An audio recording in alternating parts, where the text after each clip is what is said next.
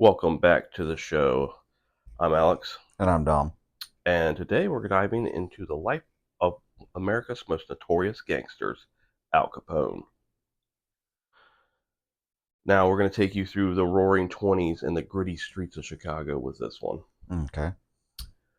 Alphonse Gabriel Capone, better known as Al Capone, was born on January 17th, 1899 in Brooklyn, New York. Mm-hmm. His parents were Italian immigrants, Gabriel and Teresa Capone, who came to America seeking a better life. They settled in the rough neighborhood of Navy Yard, where Gabriel worked as a barber and Teresa sewed for a living. Mm. Growing up in such a tough environment, young Al quickly learned to navigate the dangerous streets. He was a good student initially, but struggled with discipline. By the age of 14, after hitting a teacher, he was expelled from school and never returned. Yeah, that'll do it. Yep. This marked the beginning of his full-time involvement into the world of crime. Mm-hmm.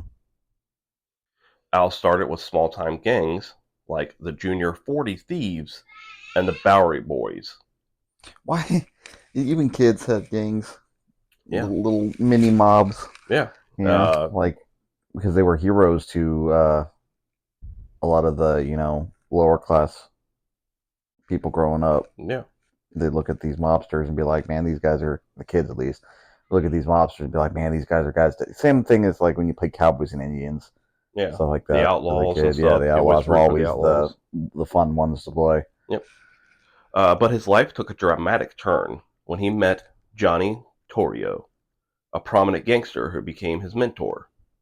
Torrio recognized Capone's potential and took him under his wing, teaching him the intricacies of organized crime. Right. Torrio moved to Chicago in 1909 to help run the criminal operations of his uncle, Big Jim Calsimo. Hmm. And in 1919, he invited Capone to join him. This move was pivotal for Capone. Chicago during the Prohibition era was a hotbed for bootlegging, gambling, and other illicit activities, Yeah. offering ample opportunities for ambitious criminals. Anywhere that you make things illegal, Yeah. it's going to be a So, hotbed for the outlaws. yep, And the Prohibition was a really good example of that. yep. Prohibition, as you may know or may not know, lasted from 1920 to 1933, and it banned the production, importation, transportation, and the sale of alcoholic beverages. It was 13 years. Yeah, I that was a long time. I didn't realize Prohibition went on that long.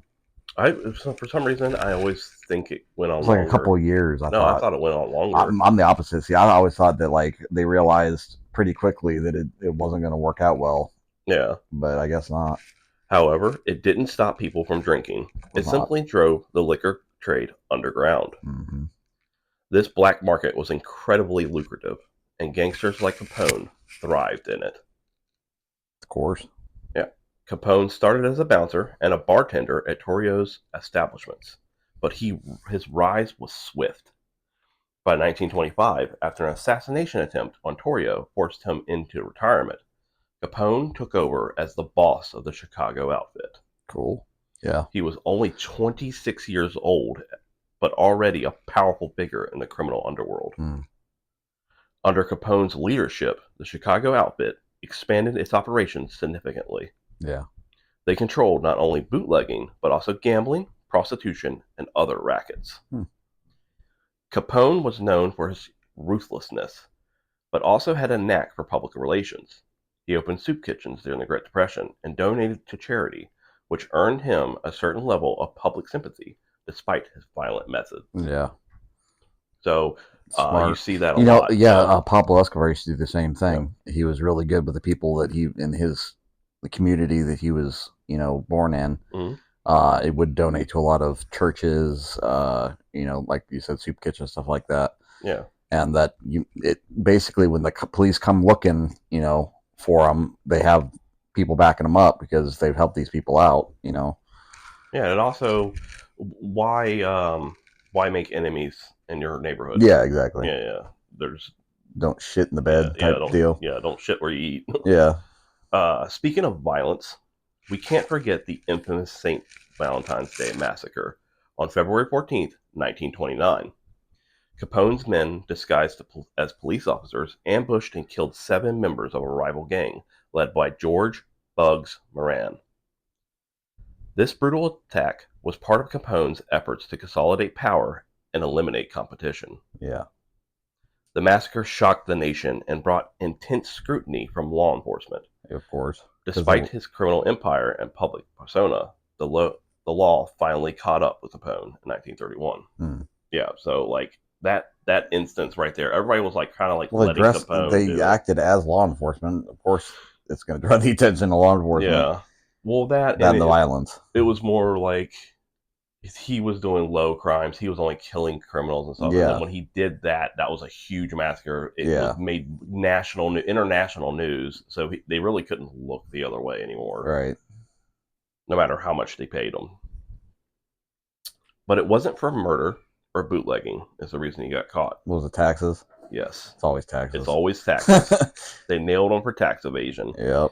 They meticulously built this case. And Capone was convicted and sentenced to 11 years in federal prison. Well, the lesson here is that if you do crime, make sure that you pay your taxes. Yeah. And a lot of criminals since then have learned from this.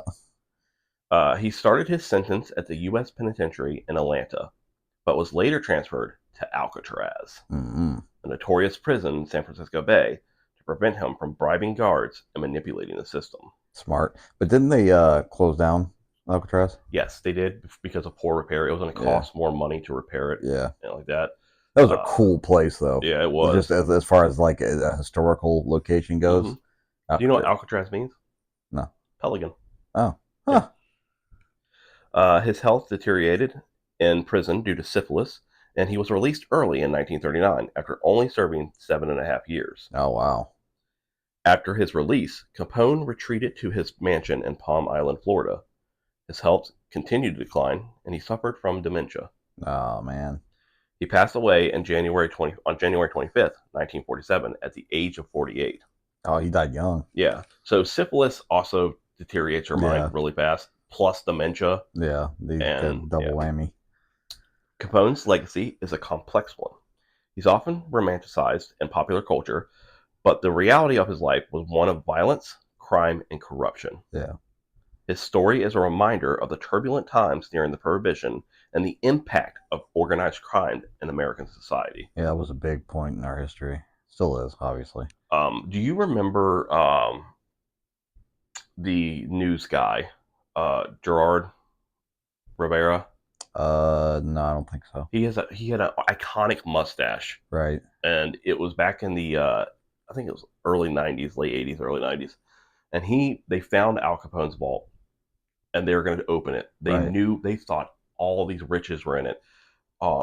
Different things. They even thought that Jimmy Hoffa's body was in it. Why would Jimmy Hoffa's body be there? Jimmy Hoffa's body's been everywhere, according to the conspiracy theorists. Well, for one, he died like way before Jimmy Hoffa even went missing. So I don't know how his body would have been in there. I don't know. But they got super excited. And he said, Gerard Rivera said that he would shave his mustache if nothing was in the vault. Right. They opened the vault on national TV.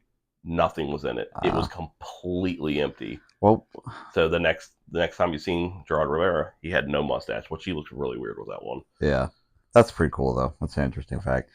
I would probably be in trouble if I was a bad guy because I would go for all of the bad guy cliches. I'd have like the huge vault, full of different defense measures and crap like that, and they also thought they were going to find sharks in them and stuff with like corruption and stuff. Yeah, no, like information blackmail on other people, or kind of or even names that they could use to prosecute other names in the but it was criminal. Like 40 years since all this stuff. Yeah, that's true. Even if they found evidence of other people, but it's still a really good kind of like a pirate's buried treasure. Yeah. That hunt for it's like a manhunt for gold, Yeah, it was exciting, and it was a huge phenomenon at the time. Yeah. But Al Capone remains one of the most iconic figures in criminal history, and his story continues to captivate the people to this day. Yeah. Robert De Niro played him well in The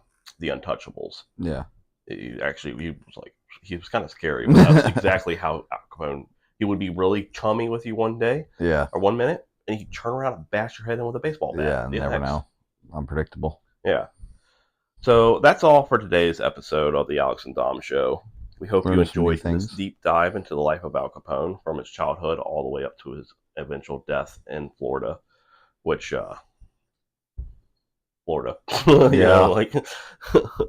Don't forget to subscribe and leave us a review, especially if you're on YouTube.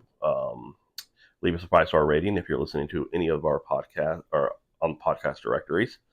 We also have a new podcast called Real or Ruse, where we take stories from history, the internet, and Reddit and decide together, audience and hosts alike, if it's a real or a ruse. Cool.